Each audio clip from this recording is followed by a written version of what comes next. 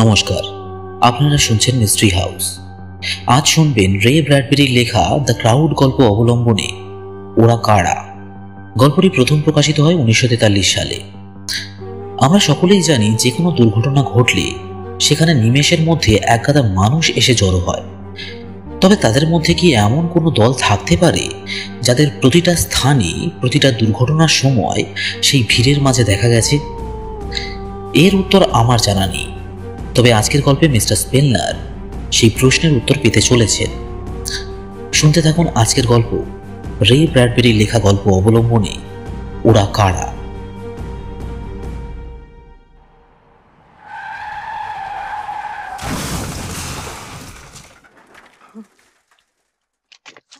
অ্যাক্সিডেন্টটা ঘটার পর ক্ষণিকের মধ্যেই স্পেনলারের চারপাশে ভিড় এসে জড়ো হয়।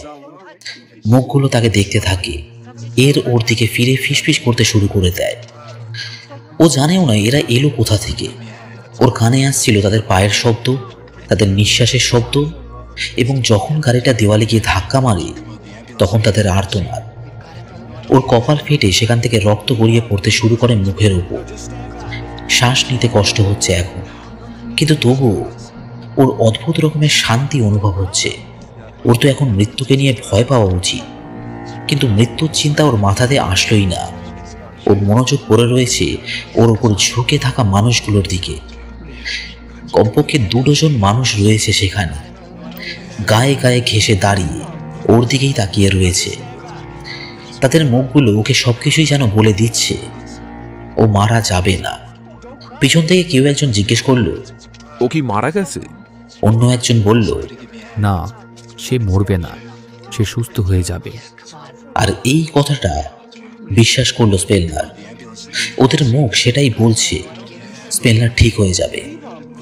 দূর থেকে একটা গাড়ির শব্দ ভেসে আসছে, যেটা ধীরে ধীরে জোরালো হয়ে উঠছে।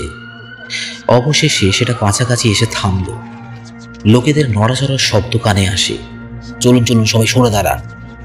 একটা ভারী ঘড়ঘড়ে কণ্ঠ বলে ওঠে। একজন পুলিশ আবির্ভূত হয় সেখানে। উনি তার মাথাটা কাছে নিয়ে আসেন। এই যে খোকা, চিন্তা করো না, সব ঠিক হয়ে যাবে। স্পেনলার আলতো করে মাথা নাড়তে সক্ষম হয়।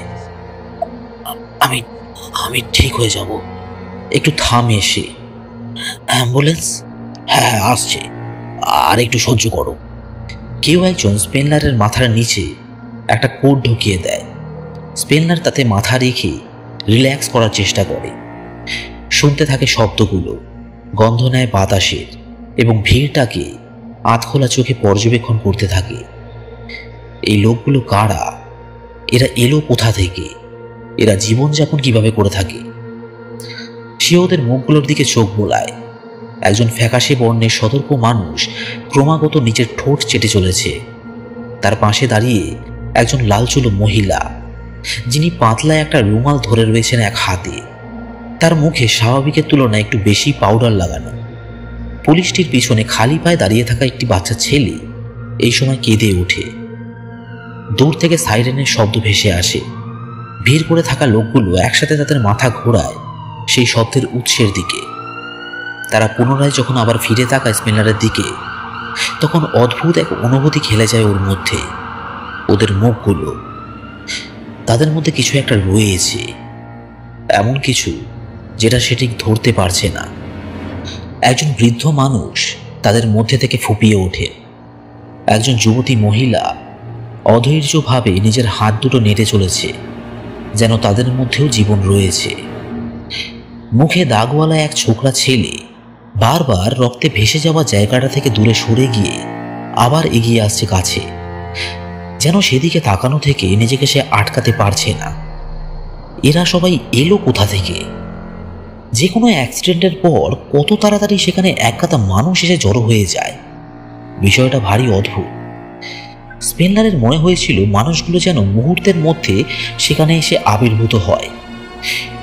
তাদের কেউ জোয়ান, কেউ বয়স্ক, কেউ শান্ত, কেউ উত্তেজিত, অথবা কেউ কৌতূহলী, কিংবা কেউ হয়তো ভীত। ঘটনাটা ঘটার সাথে সাথে তারা পাশের রাস্তা, অলিগলি, ঘরবাড়ি, ট্যাক্সি, বাস সমস্ত জায়গা থেকে ছুটে আসতে শুরু করে এদিকে, যেন কোনো এক অদৃশ্য সংকেত তাদের টেনে নিয়ে আসছে এইখানে। এমন এক আহ্বান যেটা ওরা উপেক্ষা করতে পারবে না। অ্যাম্বুলেন্সটা কাছাকাছি এসে দাঁড়ায়। দুজন সাদা পোশাক পরা মানুষ স্ট্রেচার হাতে ভিড় ঠেলে এগিয়ে আসে সামনে। অফিসার ওদের ঘটনার ব্যাপারে সবকিছু জানান। লোক দুটো তখন দেখে শুনে স্পেনলারকে স্ট্রেচারে তুলে অ্যাম্বুলেন্সে ঢুকিয়ে দেয়। তাদের একজন উঠে যায় স্পেনলারের সাথে এবং দরজা দিয়ে দেয়। দরজার কাঁচ ভেদ করে স্পেনলার তখনও ভিড় করে থাকা মানুষগুলোকে দেখতে পাচ্ছিল। এখনও ওরা তাকিয়ে রয়েছে ওর দিকে। সেই মুখগুলোতে কিছু একটা তো অদ্ভুত রয়েছে, যেটা হয়তো অ্যাক্সিডেন্টের থেকেও খারাপ কিছু। স্পেনলারের পেটের ভিতরটা অদ্ভুত এক অস্থিরতায় ছেয়ে যাচ্ছিল।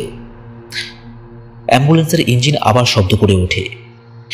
সেই ধ্বংসাবশেষ, সেই রক্তের ধারা এবং সেই পেট্রোলের ধোঁয়ায় পরিপূর্ণ স্থানকে পিছনে ফেলে এগোতে শুরু করে সেটা। ভিড়ের থেকে অনেক দূরে চলে যেতে থাকে। ভিড়টা খুব দ্রুত সেখানে এসে জড়ো হয়েছিল, অত্যন্ত দ্রুত।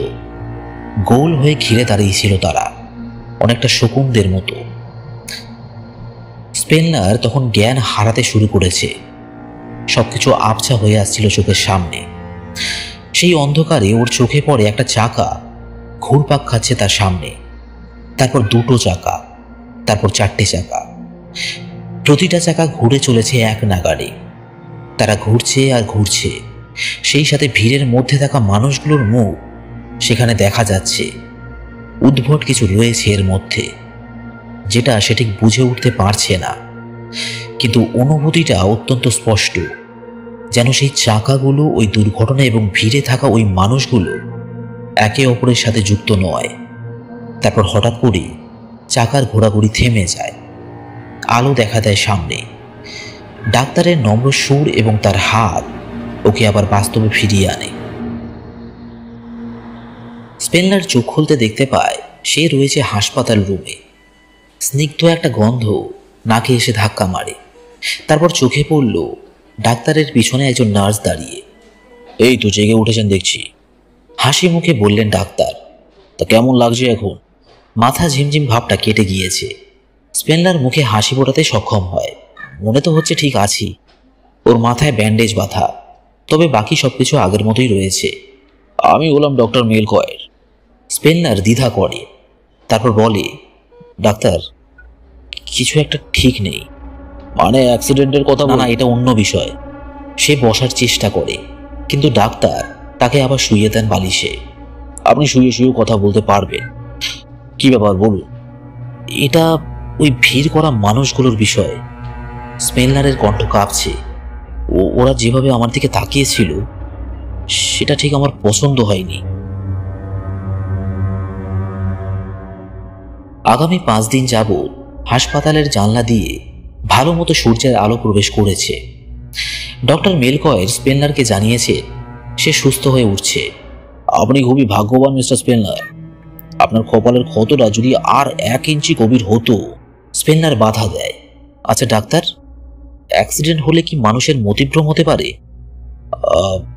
আপনার কথার মানেটা ঠিক বুঝলাম না।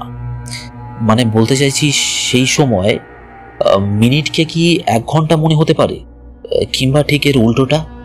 ডাক্তার মাথা নাড়ে। মাঝে মাঝে এরকমটা হয় বটে, বিশেষ করে কেউ যখন এই ঘটনায় ভয় পায় তখন। স্পেনলার চিন্তিত মুখে মাথা নাড়ে। আমি সেটাই ভেবে বের করার চেষ্টা করছি। আমি একটা খালি রাস্তায় গাড়ি চালাচ্ছিলাম, ওই মোটামুটি 60 কিলোমিটার বেগে। তখন গাড়ির টায়ার ফেটে যায়। গাড়িটা ডিগবাজি খেয়ে দেওয়ালে ধাক্কা মারে। সেটা খুবই জঘন্য ছিল। আমি ঘাবড়ে গিয়েছিলাম, কিন্তু কিছু বিষয় আমার মনে আছে। যেমন ধরুন সেই ভিড়টা, ওরা খুব দ্রুত সেখানে এসে জড়ো হয়। দুর্ঘটনা ঘটার 30 সেকেন্ডের মধ্যে ওরা আমাকে ঘিরে দাঁড়িয়ে তাকিয়ে থাকে আমার দিকে। ডাক্তার শান্তভাবে তার একটা হাত তুললেন। সম্ভবত সময়ের উপর থেকে জ্ঞান হারিয়েছিল আপনার, ফলে 30 সেকেন্ডকে মনে হয়েছিল 5-6 মিনিটের মতো। এইরকম অবস্থার ক্ষেত্রে এটা হওয়া স্বাভাবিক। স্পেনলার কিছু বলল না। সে আবার চিন্তা করে মানুষগুলোর বিষয়ে, আর সেই সাথে চাকাটা, যেটা ওর মাথায় এক নাগাড়ে ঘুরে চলেছে। স্মৃতিটা পুনরায় আঘাত করায় গাটা শিউরে ওঠে ওর। আমার মনে পড়েছে ডাক্তার, আমার স্মৃতি ওলট পালট খাওয়ার বিষয়টা ঠিক মিলছে না।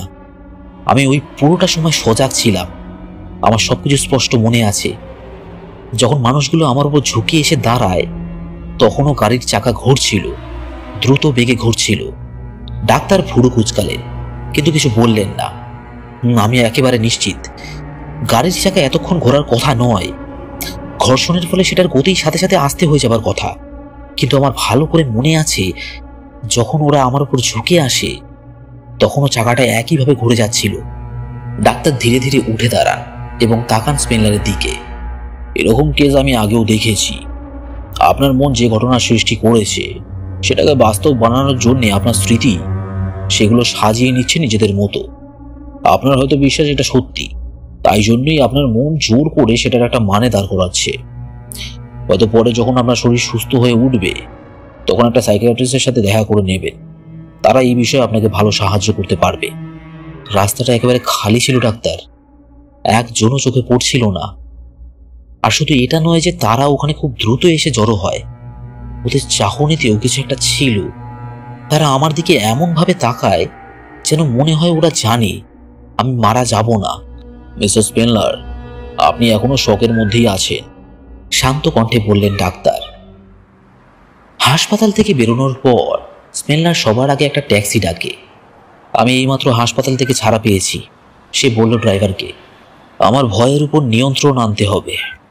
আমায় বাড়ি নিয়ে চলো, আর গাড়ির গতি 40-এর নিচে করবে না। ড্রাইভার মাথা নাড়ে এবং গাড়ি স্টার্ট করে দেয়।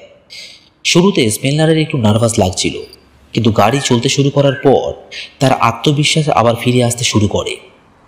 তারপর এক সময় ওর চিন্তা চলে যায় সেই রাতে ওই অ্যাক্সিডেন্টের বিষয়ে, চাকাগুলো এবং সেই ভিড়। সামনে গাড়ির জ্যাম, মনে হচ্ছে অ্যাক্সিডেন্ট হয়েছে, বলল চালকটি। ঘুরিয়ে নিয়ে যাব? স্পেনলার দ্বিধা করে। না, এক কাজ করো, গাড়িটাকে কাছে নিয়ে চলো, দেখা যাক কি ব্যাপার। ড্রাইভার মাথা নাড়ে। আপনার যেমন ইচ্ছা। লোকেরা রক্তারক্তি দেখতে একটু বেশি পছন্দ করে। ট্যাক্সিটা এগোতে শুরু করে জ্যামের মধ্যে দিয়ে। সামনে পুলিশের গাড়ির সাইরেন শোনা যাচ্ছে। কি অদ্ভুত ব্যাপার, তাই না? বলল ড্রাইভার। একটা কিছু হলেই কি তাড়াতাড়ি সেখানে এক গাদা লোক এসে জড়ো হয়ে যায়। স্পেনলারের শরীর ঠান্ডা হয়ে যায়, ওর হাতের আঙুল কাঁপতে শুরু করেছে। তুমিও তাহলে লক্ষ্য করেছো? হ্যাঁ, অবশ্যই। যাই ঘটুক না কেন, মুহূর্তের মধ্যে সেখানে লোকের ভিড় জমে যাবে। লোকেরা সত্যি আজব হয়, অন্যের যন্ত্রণা দেখতে ছুটে আসে, অনেকটা শকুনের মতো।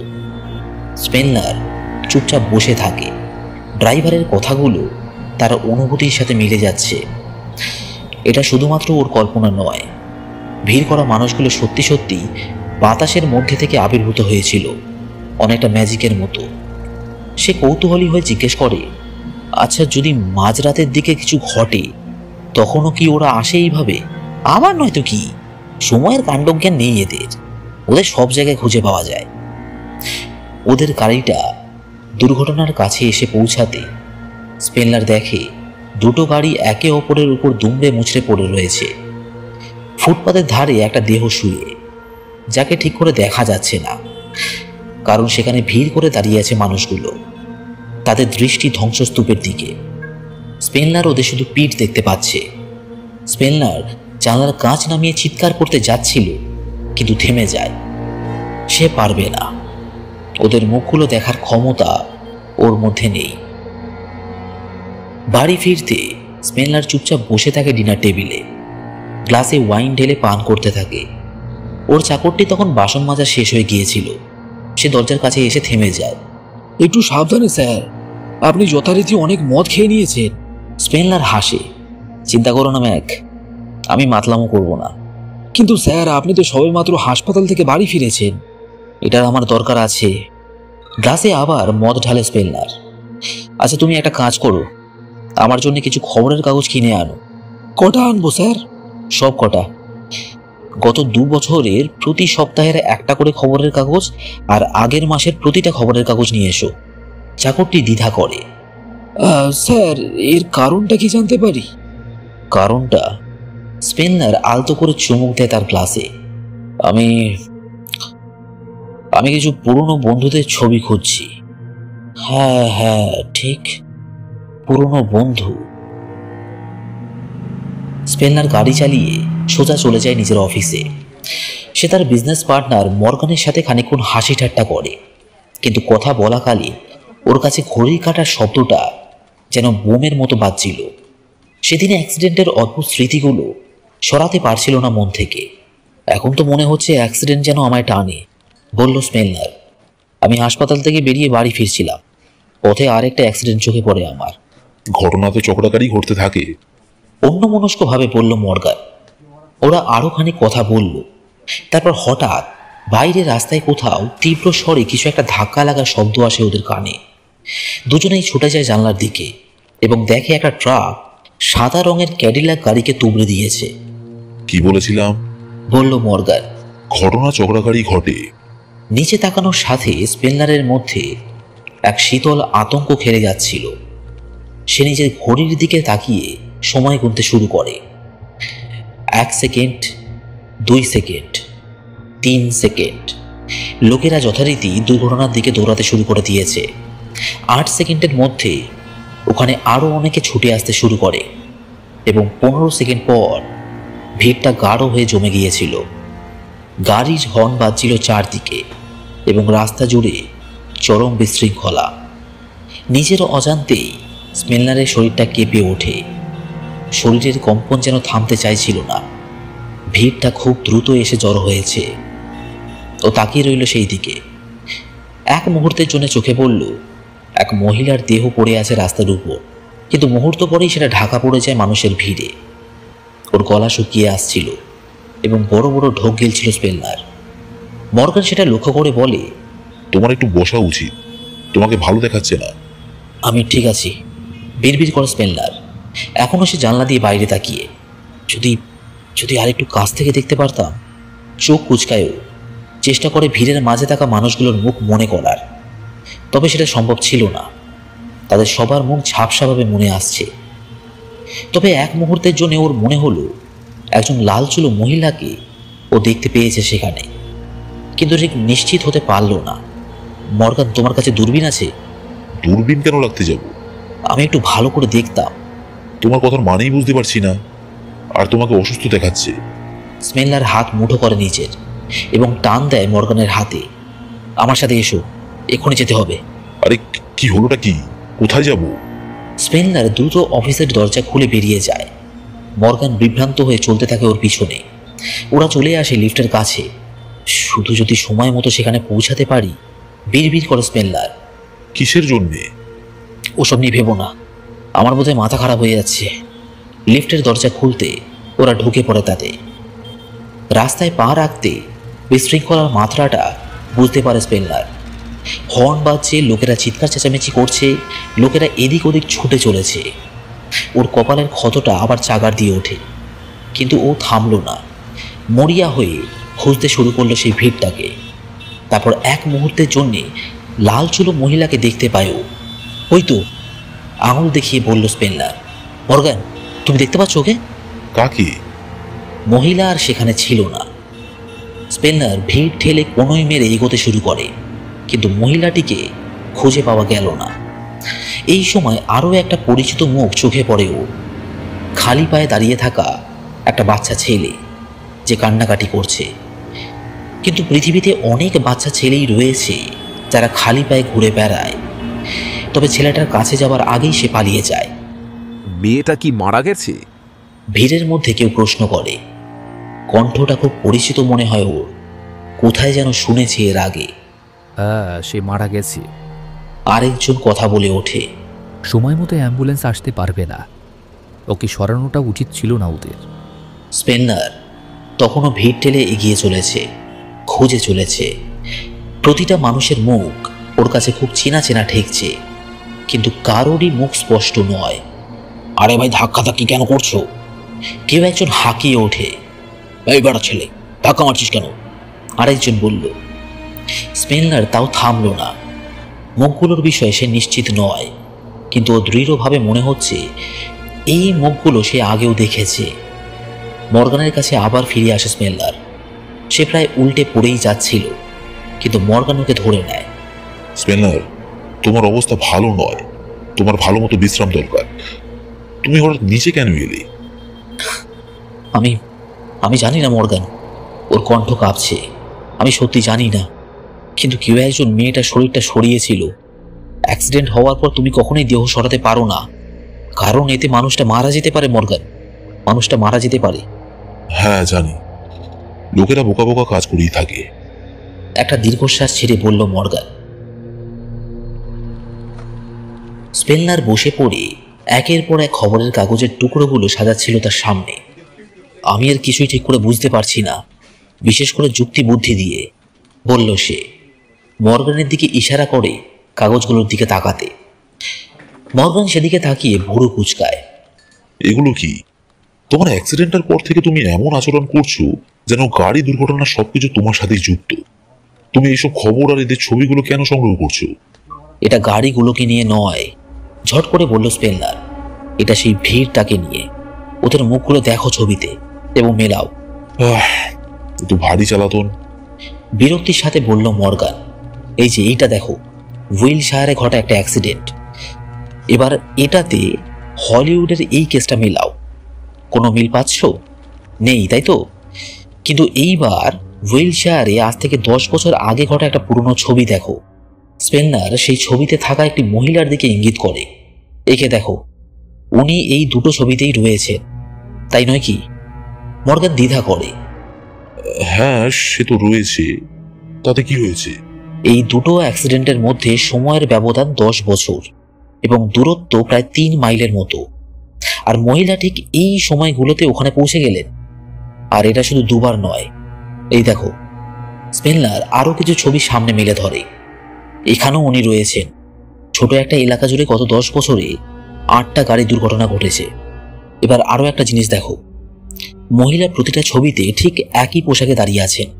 মর্গান একটু ঝুঁকে আসে, তার মুখে গাম্ভীর্য। হ্যাঁ ঠিক বলেছ, এ তো ভারী আজব বিষয়। আর তুমি বলছো তোমার অ্যাক্সিডেন্টের সময় উনি এখানেই ছিলেন? স্পেনলার মাথা নাড়ে। হ্যাঁ, উনি সেই রাতে ওখানেই ছিলেন। সে এবার একটা পেন্সিল দিয়ে ছবির কিছু মানুষের মুখে গোল করে দাগ কাটে। এটা শুধু একটা মানুষের ক্ষেত্রে নয়, এখানে আরো অনেকে রয়েছে। এরা প্রত্যেকে সবার আগে ঘটনাস্থানে এসে পৌঁছায়, প্রতিবার। তোমার থিওরি কি? প্রশ্ন করে মর্গান। এর মানে কি হতে পারে? আমি ঠিক জানি না, তবে গাড়ি দুর্ঘটনার ক্ষেত্রে হয়তো কোনো মহাজাগতিক নিয়ম রয়েছে। ভিড় এসে জড়ো হবেই। মানুষেরা বহু সময় যাবৎ এটাই ভেবে বেরিয়েছে এত তাড়াতাড়ি লোকগুলো সেখানে এসে জমা হয় কি করে। আমার বিশ্বাস আমি সেটা জানি। টেবিলে হাত দিয়ে বাড়ি মারে স্পেনলার, আর সেটা হয়তো আমায় ভয় পাইয়ে দিচ্ছে। হয়তো এরা সেই রোমাঞ্চ সন্ধানী লোকগুলো হবে, বলল মর্গান। যারা অ্যাক্সিডেন্ট দেখতে পছন্দ করে। স্পেনলার মাথা নাড়ে। না, সেটা নয়। এরা ওখানে এত দ্রুত আসে কি করে, আর আলাদা আলাদা জায়গায় একই মানুষের মুখ কেন দেখা যায়? একটা জিনিস লক্ষ্য করেছো, এরা নির্দিষ্ট এলাকার মধ্যেই থাকে শুধু। হলিউডে অ্যাক্সিডেন্ট হলে সেখানে যে গ্রুপটা থাকে, হান্টিংটনে হলে সেখানে অন্য একটা গ্রুপ থাকে, কিন্তু এদের মুখের মধ্যে একটা অন্য প্রকার মিল রয়েছে।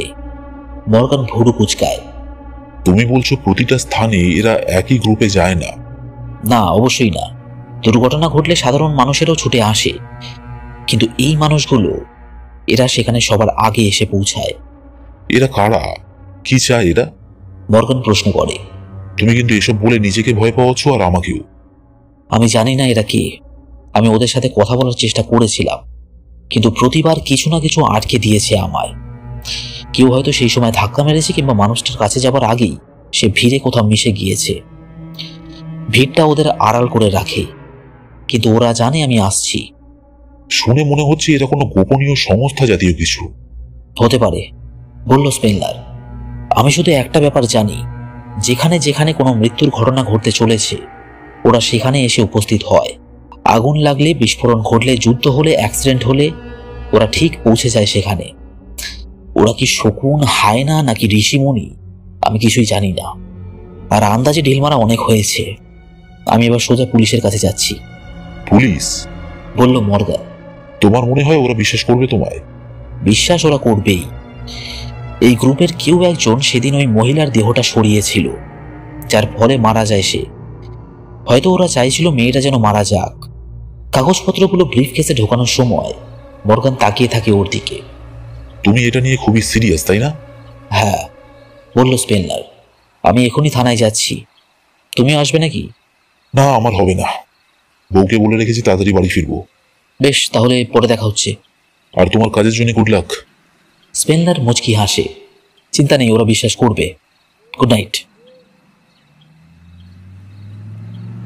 হুইলশায়ার জায়গাটা আদৌ অন্ধকারাচ্ছন্ন ছিল, এমনকি রাস্তার আলোতেও ঠিক করে দেখা যাচ্ছে না। স্পেনলার সতর্কভাবে গাড়ি চালিয়ে এগিয়ে চলেছে।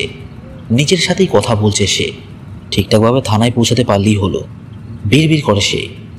ড্রাইভিংয়ের ক্ষেত্রে শুধু নিজের গাড়ির দিকে লক্ষ্য রাখলেই চলবে না, রাস্তার বাকিদের দিকেও নজর রাখতে হয়। কারণ মাঝে মাঝে অন্যরা মারাত্মক কিছু কাণ্ড ঘটিয়ে দিতে পারে। আচমকা স্পেনলারের গাড়ির ঠিক সামনে চলতে থাকা ট্রাকটা ব্রেক কষে খুব দ্রুত দাঁড়িয়ে পড়ে। চমকে উঠে স্পেনলার নিজের গাড়ির ব্রেক চাপতে যায়, কিন্তু ততক্ষণে অনেক দেরি হয়ে গেছে। ওর গাড়িটা সজোরে গিয়ে ধাক্কা মারে ট্রাকের পিছন দিকে। আঘাতের ফলে গাড়ির সামনের কাঁচ শব্দ করে ভেঙে যায়। সেই ভাঙা কাঁচগুলো এসে ফুটতে শুরু করে স্পেনলারের মুখের উপর। ওর শরীরটা ঠিক পুতুলের মতো এদিক ওদিক উপর নিচ ধাক্কা খায়। তারপর একসময় সব থেমে যায়। গাড়িটা এইবার ডিগবাজি খেলো না, কিন্তু সারা শরীর জুড়ে ব্যথা হচ্ছিল। খানিক নিস্তব্ধতার পর শোনা যেতে শুরু হলো গাড়ির হর্নের শব্দ, লোকেদের চেঁচামেচি। ধীরে ধীরে সেখানে ভিড় জমতে শুরু করেছে। স্পেনলার চেষ্টা করলো নড়ার, চেষ্টা করলো গাড়ির দরজাটা খোলার। দরজা খোলা মাত্র শরীরটা লুটিয়ে পড়ল মাটিতে। মুখটা সজোরে গিয়ে লাগলো রাস্তায়। মাথা ফেটে গল গল করে রক্ত বেরোতে থাকে স্পেনলারের। আপনি খুবই ভাগ্যবান মিস্টার স্পেনলার। ক্ষতটা যদি আর একটু গভীর হতো তাহলে, কেউ একজন বলল। স্পেনলার তেমন কিছু অনুভব করতে পারছিল না, কিন্তু ও জানে ওর পিঠের দিকে খুব খারাপ কিছু হয়েছে। সে নড়াচড়া করতে পারছে না, আর সে চেষ্টাও করল না। সে নিজের মুখ খোলে কিছু বলার জন্যে, কিন্তু গোঙানি ছাড়া আর কিছুই বের হলো না সেখান থেকে। কাছাকাছি অন্য একজন বলল, চলো, ওকে সরানো যাক, ভালো একটা স্থানে শুইয়ে দেওয়া যাক ওকে। না, আমায় সরাবে না। কথাগুলো বলার চেষ্টা করে স্পেনলার। তোমরা আমায় মেরে ফেলবে। কিন্তু কোনো শব্দ বের হলো না মুখ দিয়ে। কিছু এসে ঠেকলো ওর শরীরে। তারা তুলে ধরছে ওকে। যন্ত্রণায় পরিপূর্ণ শরীরটাকে টান টান করছে তারা। স্পেনলারের মনে হলো ওর শরীরটাকে যেন ছাড়খাড় করে দেওয়া হচ্ছে। দুজন মানুষ ধরেছিল ওকে, একজন রোগা এবং ফ্যাকাশে, একটানা সে নিজের ঠোঁট চেটে চলেছে।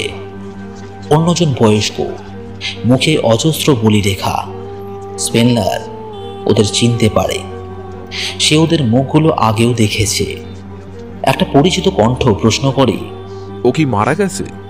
অন্য আরেকটা কণ্ঠ শান্ত গলায় বলল, না, এখনো না, তবে অ্যাম্বুলেন্স আসার আগেই মারা যাবে। স্পেনলারের মনের উপর আতঙ্কের ঝড় বইতে শুরু করে দেয়। এটা সব ওদের পরিকল্পনা। প্রতিটা দুর্ঘটনায় এটাই হয়ে থাকে, ভাবে সে। সে তাকায় ওর চারপাশে ঘিরে দাঁড়িয়ে থাকা ভিড়ের দিকে। সেই মুখগুলো ওকেই দেখছে। সেই মুখগুলো ওর খুব পরিচিত। খালি পায়ে দাঁড়িয়ে থাকা ছেলেটা, লাল চুলো মহিলাটা, ফ্যাকাশে মুখওয়ালা লোকটা। আমি জানি তোমরা কেন এসেছো এখানে। মনের মধ্যে কথাগুলো চলতে থাকে স্পেনলারের। সব সময় তোমরা যেমনটা করো, নিশ্চিত করো কে বাঁচবে আর কে মারা যাবে। সেই জন্য তোমরা আমায় সরিয়ে দিলে জায়গা থেকে। তোমরা জানো এর ফলে আমি মারা যাব। তোমরা এই কাজ চিরকাল ধরে করে আসছো। সাহায্য করার ভান করে এই কাজগুলো করো তোমরা। ও তাকিয়ে থাকে ওদের দিকে। ওর মন চিৎকার করছে, কিন্তু মুখ নিস্তব্ধ। তোমরা কারা? কোথা থেকে এসেছো তোমরা? এখানে এত তাড়াতাড়ি কি করে তোমরা এসে পৌঁছালে? তোমরা হলে সেই ভিড় যারা সবসময় বাধা হয়ে দাঁড়ায়, মরণাপন্ন মানুষের নিঃশ্বাস ছিনিয়ে নেয়। আমি তোমাদের সকলকে ভালো করে চিনি। মানুষগুলো ঘিরে ধরতে শুরু করেছে ওকে। কেউ একজন ওর ব্রিফকেসটা তুলে নেয়। ওটা আমার। স্পেনলার বলার চেষ্টা করেও পারে না। ওখানে সব প্রমাণ লুকানো আছে। একজোড়া সবুজ চোখ টুপির আড়াল থেকে ওর দিকে তাকায়। তারপর তার সাথে যোগ দেয় আরও কিছু দৃষ্টি। দূর থেকে সাইরেনের সুর শোনা যায়, অ্যাম্বুলেন্স আসছে। কিন্তু স্পেনলার জানে অনেক দেরি হয়ে গেছে। সে ওদের মুখে তা দেখতে পাচ্ছে। ওর কণ্ঠ খুবই দুর্বল, যেটা ঠিক করে শোনাও যাবে না। যা দেখা যাচ্ছে আমি তোমাদের সাথেই যোগ দিতে চলেছি, বলল সে। কণ্ঠ খুব ক্ষীণ শোনাচ্ছে। তাহলে আমিও এবার ভিড়ের অংশ হয়ে উঠতে চলেছি। সে জোর করে হালকা হাসি ফোটায় মুখে। হ্যাঁ, শুধু একটা বিষয় মাথায় রেখো, পরের বারের অ্যাক্সিডেন্টের সময়, সেটা যখনই হোক, আজ কাল পরশু কিংবা পরের সপ্তাহে, সেখানে সবার আগে আমিই পৌঁছাবো। তোমরা দেখে নিও। স্পেনলার চোখ বন্ধ করে এবং অপেক্ষা করতে থাকে। কিছুক্ষণের মধ্যেই সেখানে করোনার এসে উপস্থিত হবেন।